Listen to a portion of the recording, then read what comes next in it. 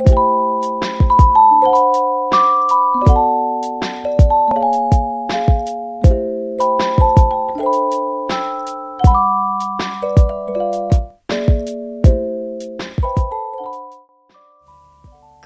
j'espère que vous allez bien. Je suis ravie pour vous retrouver pour un tout nouveau tuto avec la palette numéro 9.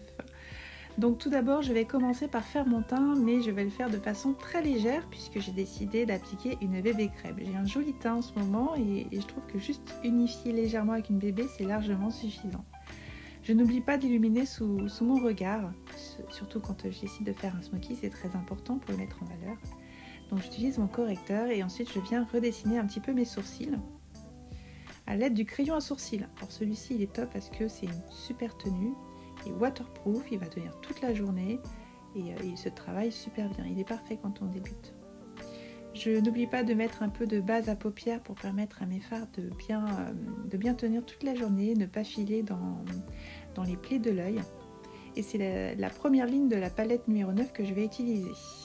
Donc là je prends le fard le plus clair que je viens appliquer juste en dessous du sourcil et je m'arrête à peu près au niveau du creux de paupière.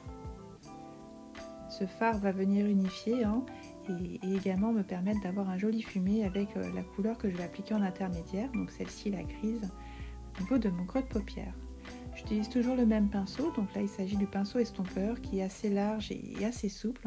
Donc il permet vraiment d'avoir un joli fumé. Donc l'application est très légère.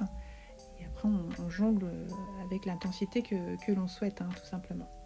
Donc là j'applique bien sur toute la zone du creux de paupière. Je remonte légèrement pour essayer de corriger un petit peu cet effet petite paupière et paupières tombantes.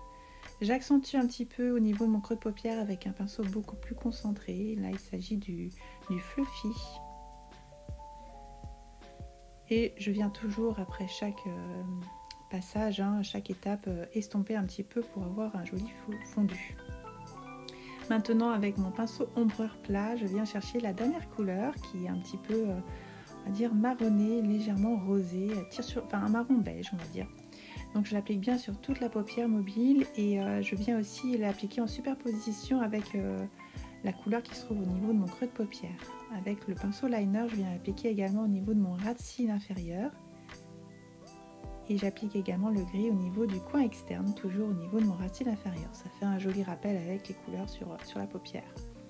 Petite touche de mascara et c'est terminé. Donc là j'utilise le mascara 4D avec les fibres intégrées et il vient vraiment rajouter de la longueur à mes petits cils. Regardez un petit peu, hop, la différence. Maintenant, je viens juste donner un petit effet bonne mine avec une petite touche de blush et j'illumine aussi avec un illuminateur pour mettre encore plus en valeur mon maquillage. Donc là, le fait de mettre un illuminateur au niveau du coin interne, vous allez donner plus de peps à votre regard.